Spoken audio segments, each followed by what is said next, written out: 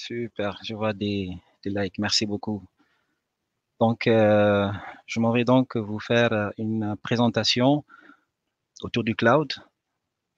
Alors, le 30 novembre 2022, nous avions reçu une lettre, nous qui sommes au niveau d'Atos, nous informant d'un partenariat stratégique qui allait y avoir entre AWS et Atos. AWS en tant que hyperscaler très connu dans le monde et Atos aussi, très connu dans le monde à travers ses services informatiques managés, allaient joindre leurs efforts pour faire un partenariat afin d'accompagner les clients, afin de les aider à mieux rentrer dans le cloud et ainsi d'accélérer leur transformation digitale. Donc, ceci était une très bonne nouvelle. On se disait que ça allait aider peut-être les entreprises aujourd'hui qui hésitent toujours à aller dans le cloud. Avec cela, en tout cas, avoir beaucoup plus de confiance et à y aller. Mais cerise sur le gâteau, nous avons reçu il y a un mois, jour pour jour, le 29 mai 2024, une autre nouvelle donc, qui avait été annoncée lors du GITEX au Maroc. KWS aussi avait ce partenariat avec des filiales d'Orange, notamment le Sénégal et le Maroc, pour avoir des wavelengths, donc leur permettant d'avoir les données locales, les données ici en local, mais également de bénéficier de beaucoup plus de performance. Donc, ça, tout cela veut dire tout simplement que le cloud allait être beaucoup plus facilité pour les entreprises locales. Ne pas aller dans le cloud ne va plus être un prétexte et cela est beaucoup plus facilité. Ceux qui ont peur, bien frileux d'aller dans le cloud aujourd'hui n'ont pas réellement le prétexte pour ne pas y aller parce qu'avec cela, on parle de cloud souverain. Les données maintenant ne sont plus à l'étranger, les données sont en local et également avec le computing, on bénéficie plus de performance. Cela, juste pour installer mon sujet d'aujourd'hui qui va s'articuler autour de l'adoption du cloud de des entreprises dans leur transformation digitale, et ce à travers un programme d'Atos dénommé Atos Cloud Catalyst. Bon, bonjour à toutes et à tous, dépendamment, ou bonsoir, dépendamment d'où est-ce que vous êtes dans le monde, vous nous suivez. Je suis Pape Moussa Nian, je suis responsable de practice chez Atos Sénégal, donc expertise dans tout ce qui est application moderne. Je me fais aujourd'hui l'honneur et le plaisir de vous présenter ce sujet autour du cloud et bien entendu l'Atos Cloud Catalyst qui est ce framework qu'Atos propose aux entreprises pour mieux voyager vers le cloud. Tout en suivant ce plan, je vais vous inviter dans un premier temps à revisiter un peu l'histoire, comment la transformation digitale a évolué dans le monde. C'est intéressant de voir comment est-ce qu'on en est arrivé là. Ensuite, quelques stats pour montrer l'adoption du cloud computing dans le monde, en Afrique de l'Ouest. Bien entendu, pourquoi le cloud est essentiel dans une transformation digitale, mais également les écueils qui peuvent nous attendre en ce qui concerne l'adoption du cloud. De façon classique, quelles sont les stratégies ou bien des méthodologies qui nous permettent d'adopter ou bien de réussir le voyage vers le cloud. Et enfin, en dernière partie, notamment pour les férus de cloud, les connaisseurs, restez connectés jusqu'à ce moment-là parce que ce sera pour vous parler de la méthodologie d'Atos pour accompagner les clients vers le cloud. Quelle est cette valeur ajoutée? Qu'est-ce qui fait que ce programme est particulier par rapport aux autres ESN qu'on a dans le monde? Et également, le programme de migration accélérée qui l'accompagne. Et enfin, quelques références pour vous montrer ce qu'Atos a réalisé en termes d'adoption de cloud dans la transformation digitale des entreprises. Alors, sans plus tarder, nous allons un peu, comme je l'ai dit tantôt, voir comment la transformation digitale a évolué. On ne le définit plus assez. La transformation digitale comme étant ce changement de paradigme, cette façon d'opérer entre les applications, entre les humains. Donc, cela a changé et ça a commencé, comme vous pouvez le voir ici, depuis 1990 avec l'émergence d'Internet, ce qui a permis aux entreprises, par exemple, de profiter de cela, d'utiliser le mail pour échanger avec les collaborateurs. Donc, cela a commencé, la transformation en réalité a commencé avec ça. Il n'y avait peut-être pas le mot est devenu un buzzword actuellement, mais si on s'en arrête à la définition de transformation digitale, on peut se rendre compte facilement que cela a commencé depuis 1990. L'interaction entre entreprises, employés, entreprises, clients a commencé à changer, par exemple avec l'avènement du mailing. Ensuite, vers le début de l'année 2000, il y a eu l'ère de l'e-commerce avec Amazon et eBay, acheter et vendre à travers Internet. Ça a été vraiment disruptif. Ça a changé, le paradigme a changé et ça a été beaucoup plus simple et ça a été d'un gain énorme pour la partie marketing. Vers mi-2000, nous avons la montée des réseaux sociaux, notamment Facebook, Twitter, mais aussi les smartphones qui encore améliorent l'expérience utilisateur, le marketing qui, à travers cela, vend beaucoup plus, font beaucoup plus de publicité, mais également communiquent mieux avec les utilisateurs des smartphones. Vers fin 2000, nous avons l'avènement du cloud computing, donc acheter et vendre des ressources informatiques toujours à travers Internet. Internet a été le déclencheur de tout.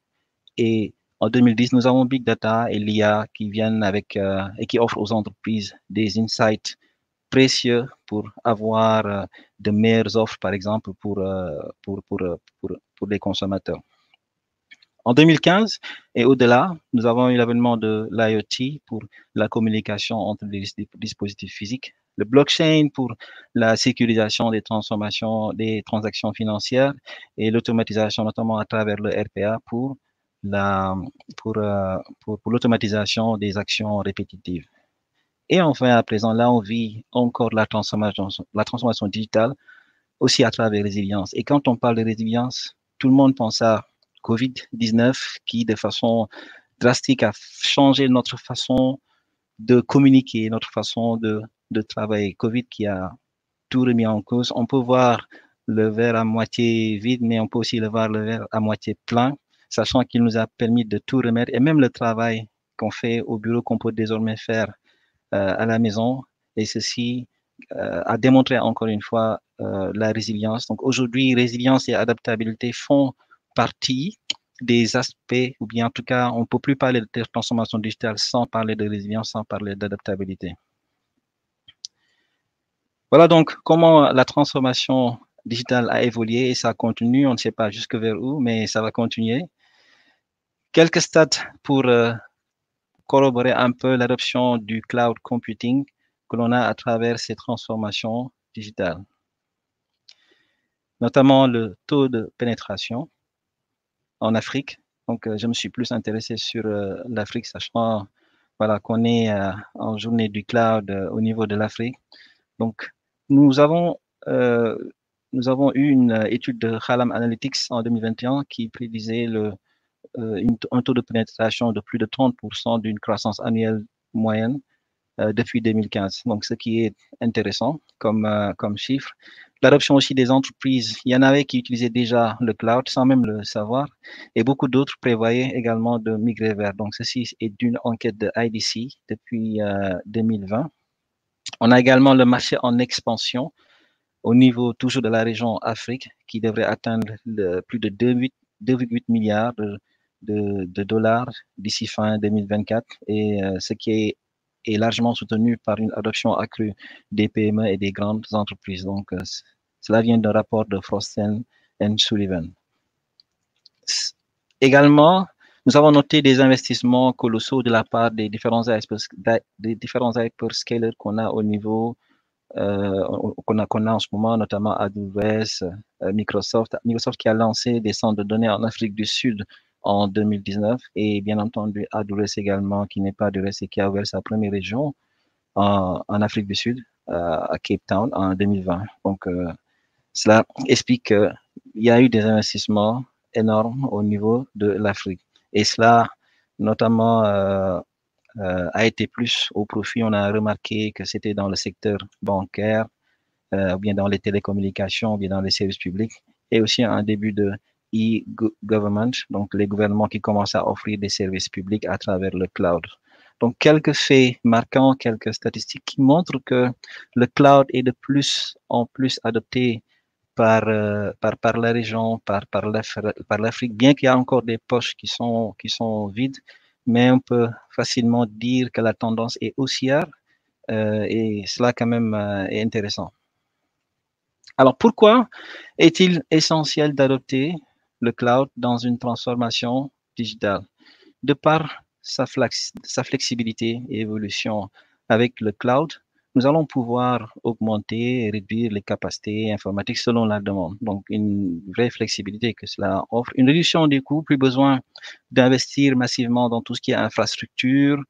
Donc, le cloud nous libère vraiment de tout cela et permet à, à l'entreprise d'optimiser ses coûts.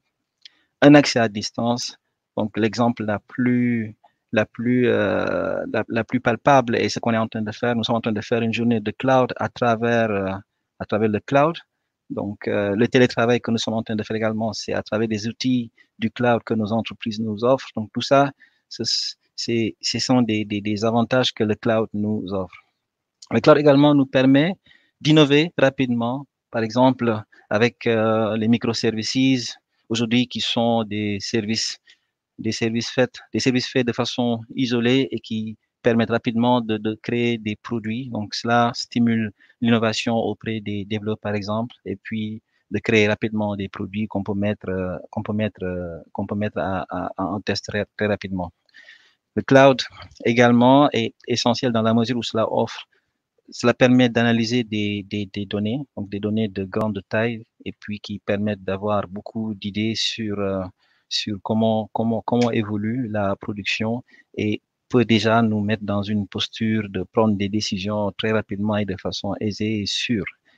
Également, le cloud est essentiel dans tout ce qui est sécurité et conformité, dans la mesure où ce sont des aspects très complexes aujourd'hui que nos entreprises ont à gérer, alors que c'est très bien maîtrisé par le cloud. Donc, on peut pas se permettre de ne pas, on peut pas se permettre de ne pas utiliser le cloud dans la mesure où les hyperscalers ont investi énormément sur des aspects sécurité et conformité pour nous assurer un niveau de sécurité assez élevé.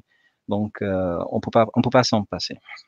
Également, le cloud est essentiel dans une transformation digitale dans la mesure où cela nous permet une gestion simplifiée, une gestion centralisée des ressources informatiques et donc ce qui a l'avantage, bien entendu, de l'entreprise. Aller vers le cloud est intéressant comme on vient de le voir, mais cela également n'occulte pas quelques écueils qu'on peut rencontrer lors de l'adoption.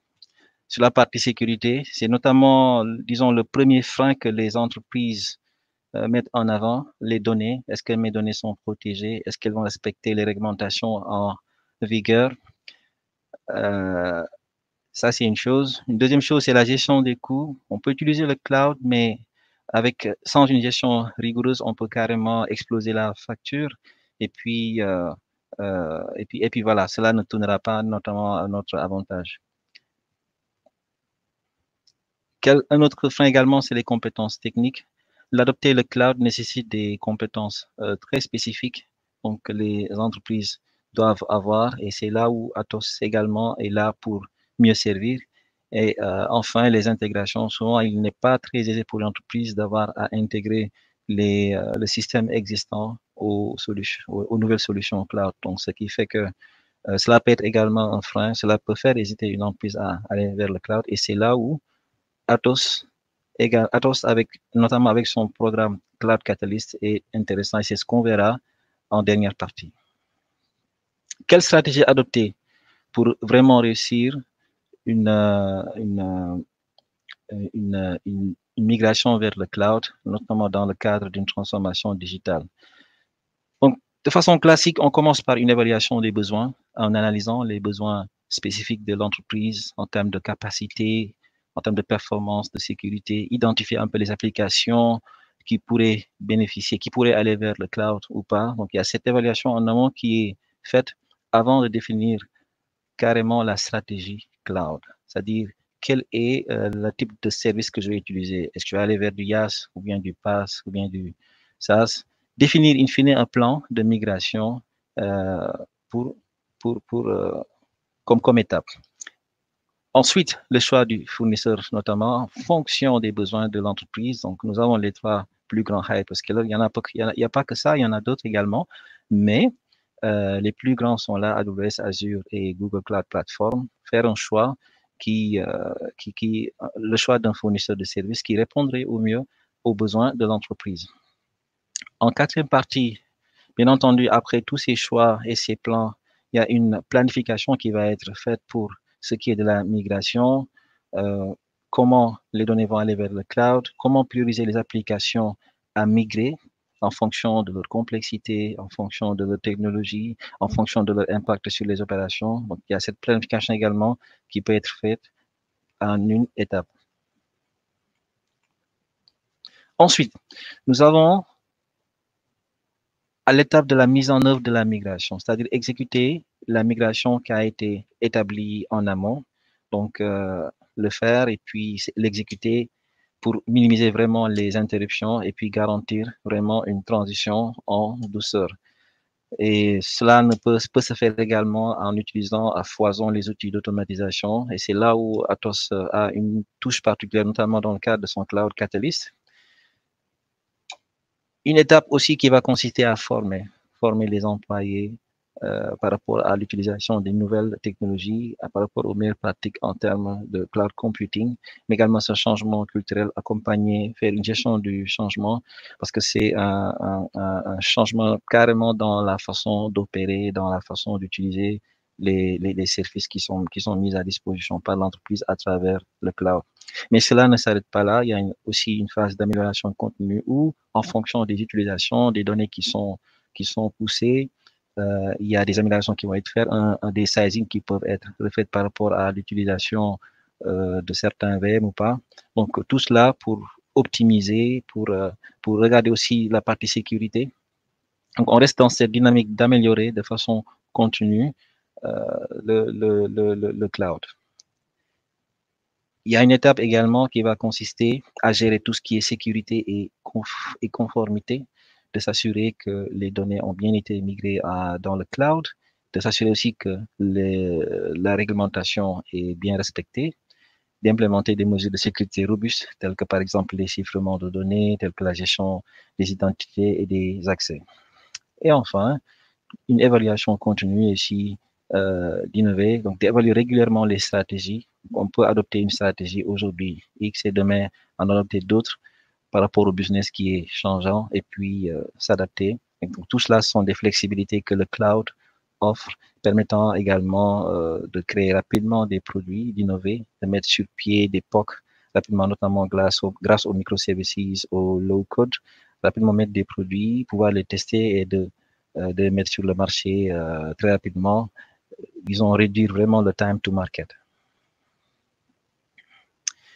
Alors, on en vient maintenant au sujet de Atos Cloud Catalyst, comme je vous le disais tantôt, ce partenariat qu'il a avec AWS pour mieux servir ses clients. Le problème est venu d'où? Pour la petite histoire, donc nos entreprises ont eu plusieurs défis, notamment en termes d'agilité et de résilience, comment s'adapter et se transformer rapidement pour survivre. Parce que jusque-là, c'était des investissements à foison sur des infrastructures, c'était une gestion qui était un peu coûteuse, même peut-être souvent pas très maîtrisée. C'était des projets qui prenaient énormément de temps, donc c'était des mises à disposition, c'était des mises sur pied de produits qui prenaient énormément de temps. Donc, la situation actuelle ne permettait pas vraiment ne permettait pas vraiment de mettre rapidement des produits sur pied. Il n'y avait pas cette agilité, il n'y avait pas cette résilience avec la situation actuelle. Également, en termes de gestion de coûts opérationnels, donc on se mettait à gérer vraiment des coûts énormes. On investit, par exemple, on attend un retour sur investissement sur 3 ans, ce qui n'était pas du tout simple pour les entreprises.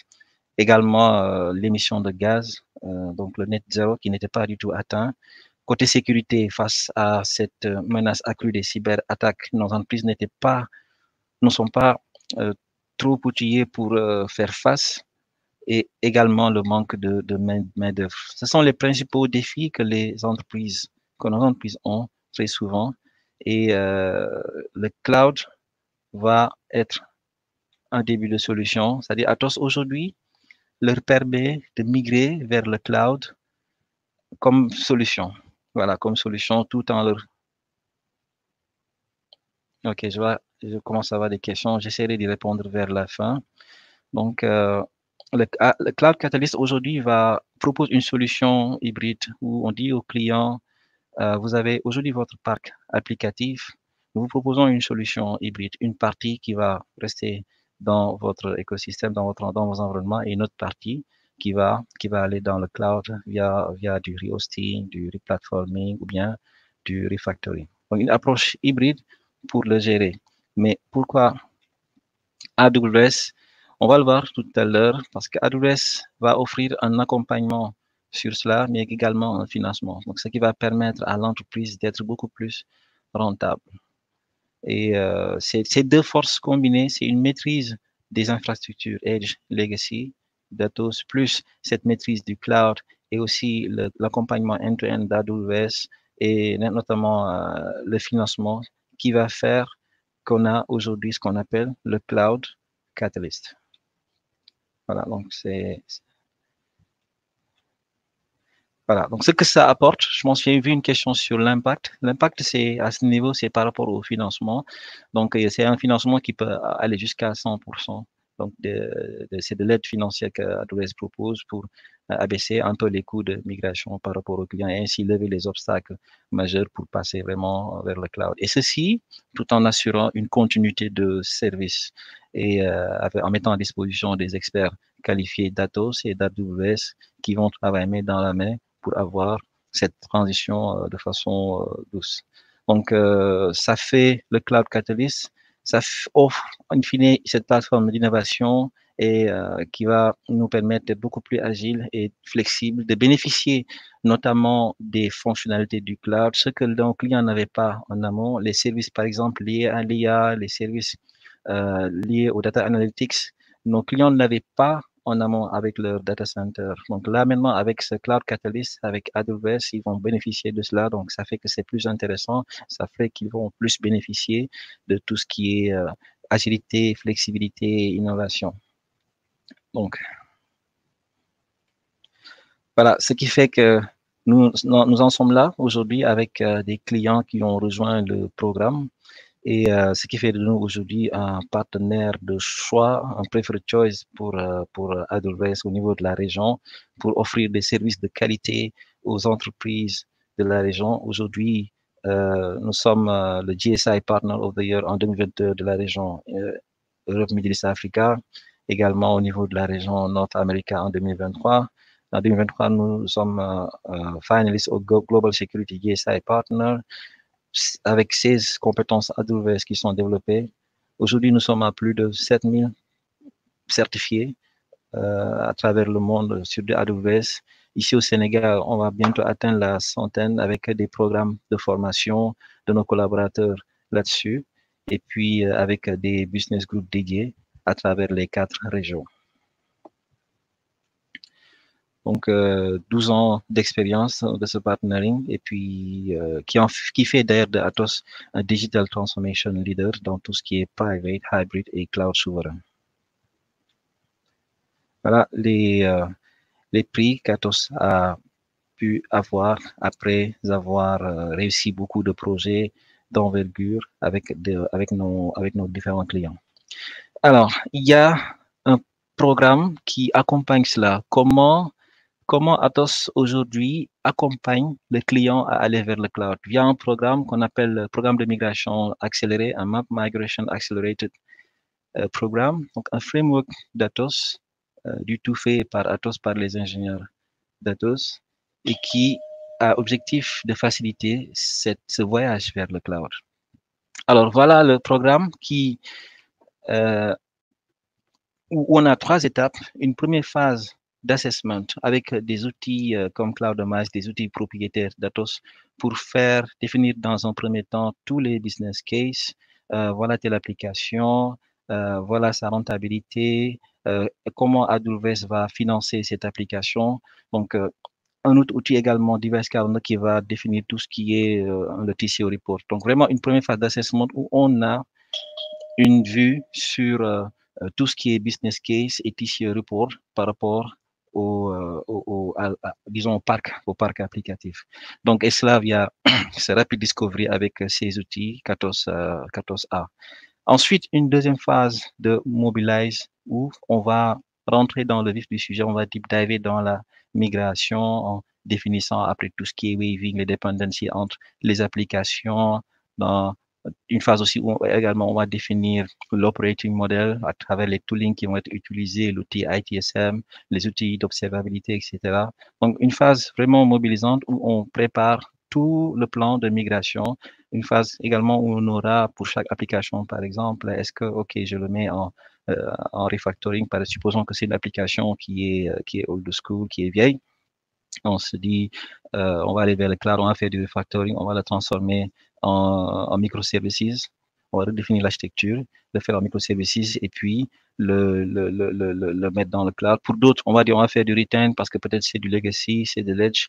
On va le laisser au niveau on-prem.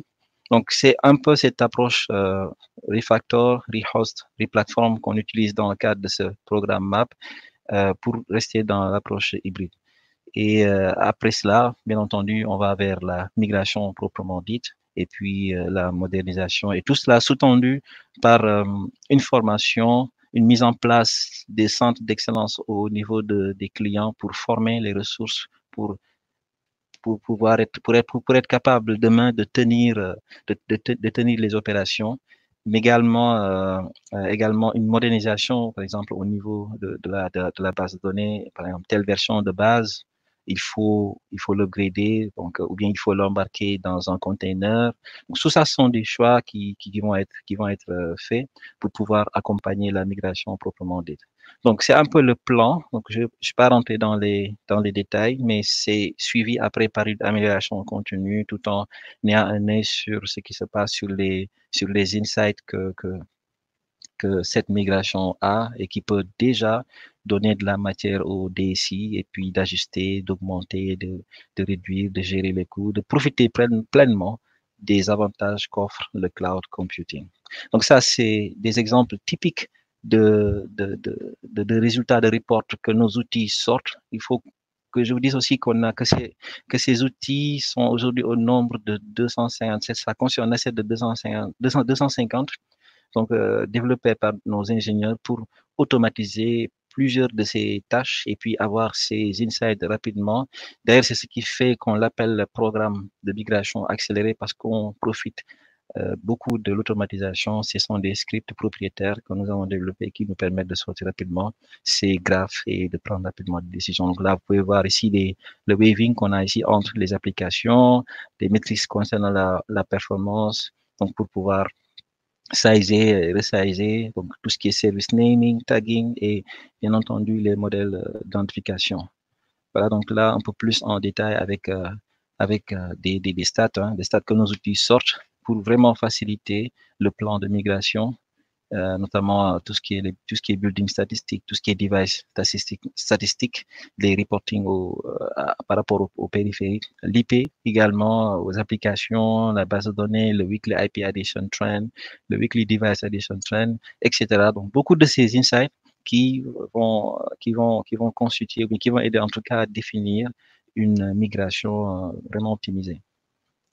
Voilà. Et enfin, des références. Donc, on a eu à l'expérimenter chez beaucoup de nos clients, donc notamment le projet Coventry. Donc, ça, c'est un code d'un customer qui salue l'initiative, notamment grâce à cette approche hybride qu'on a eue et qui leur a permis de, de fournir des produits et services de meilleure qualité à leurs clients et ainsi de réduire tout ce qui est risque et d'accélérer les développements agiles. Nous avons également Philips où on avait comme challenge de migrer plus de 4200 applications vers du private cloud. Et donc aujourd'hui, c'est quelque chose qui est fait. Le client maintenant peut concentré sur son business métier et le cloud tourne et avec Atos derrière pour pouvoir gérer, bénéficier de tout ce qui est agilité et sécurité en termes d'environnement. Donc, ce qui met fin à la présentation, je suis pas rentré dans les détails dans plusieurs parties et je me ferai le plaisir de répondre s'il y a des questions, des suggestions. Donc, voici mes contacts. Donc, que ça soit pour un client qui veut faire le voyage ou bien pour des futurs collaborateurs, oui, on l'espère, pour faire partie de ce voyage. Donc, nous sommes ouverts et puis à votre disposition. Je vous remercie.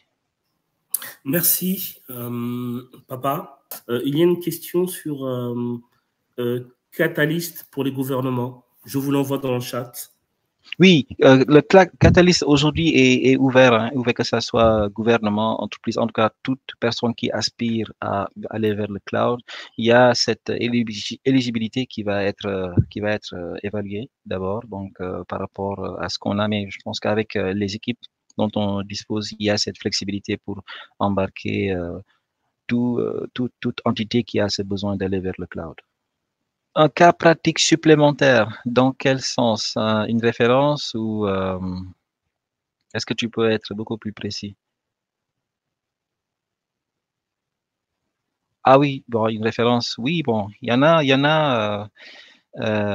bon, c'est pratiquement les mêmes, hein, c'est des migrations. On a fait des migrations avec Coventry, par exemple, où c'était pour migrer des applications.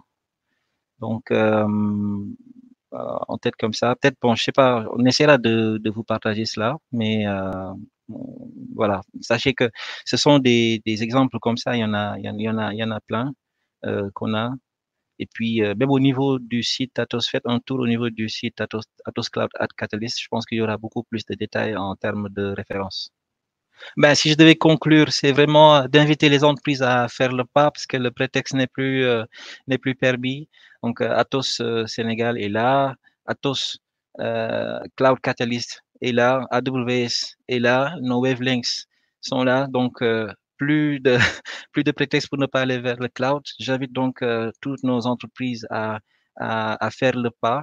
J'invite également tous les talents qu'on a, notamment au niveau de cette belle journée, à nous rejoindre parce que c'est de la bonne, c'est la crème chez nous. Donc, rejoignez-nous et devant, vous aurez des projets d'aussi grande envergure comme ce que je vous ai présenté aujourd'hui. Donc, merci beaucoup à toutes et à tous. C'était un plaisir de vous faire cette présentation.